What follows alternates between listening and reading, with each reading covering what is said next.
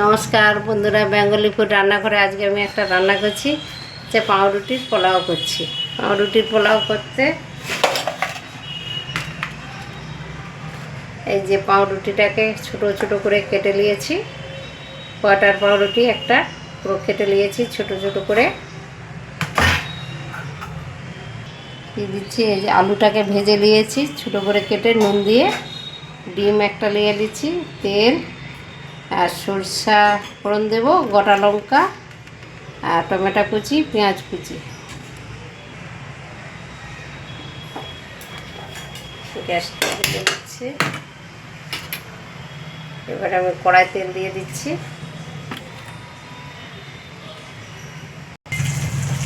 তেলটা গরম হয়ে গেছে, আমি লঙ্কাটা দিয়ে দিচ্ছি, গোটা লঙ্কা শুকনো।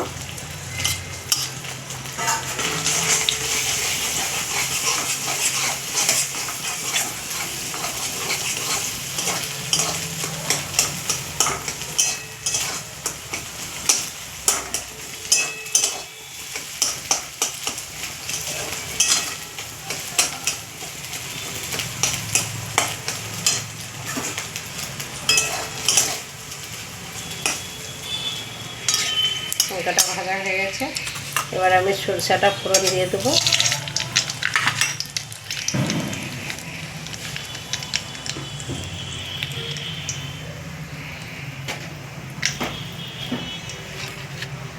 এবার আমি পেঁয়াজ কুচনোটা দিয়ে দেবো। দুটো পেঁয়াজ দিয়ে দিচ্ছি, দুটো পেঁয়াজ দিয়েছি, টমেটো কুচি দিয়ে দিচ্ছি একটা।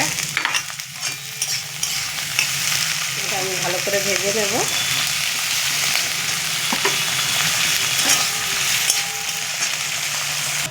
এবারে আমি পেঁয়াজটা ভাজা হয়ে গেছে, এবার পাউরুটিটা দিয়ে দিচ্ছি আমি,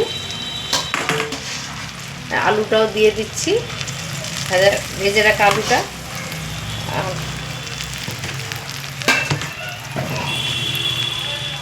নুন দিয়ে দিচ্ছি, স্বাদ মতো নুন দিয়ে দিচ্ছি।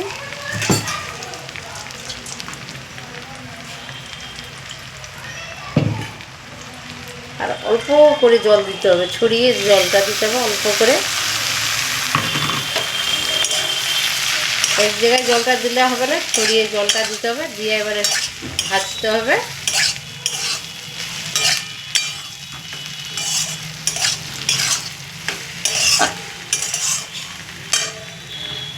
এবারে আমি হয়ে গেছে, এবার ডিমটা দিয়ে দিচ্ছি, ভেজে রাখা ডিমটা দিয়ে দিচ্ছি। ওতে জল বেশি দেওয়া যাবে না, একটু জল ছিটিয়ে দিতে হবে। এটাই, বেশি জল দিলে ঘাঁটা হয়ে যাবে। এভাবে করবেন, ভালো লাগলে বেঙ্গলি ফুড রান্নাঘরে একটা করে লাইক দেবেন। এত সুন্দর হয়ে গেছে, করে খেয়ে দেখবেন, খুবই ভালো লাগে। আপনারা করে খেয়ে দেখবেন, ভালো লাগলে বেঙ্গলি ফুড রান্নাঘরে একটা করে লাইক দেবেন।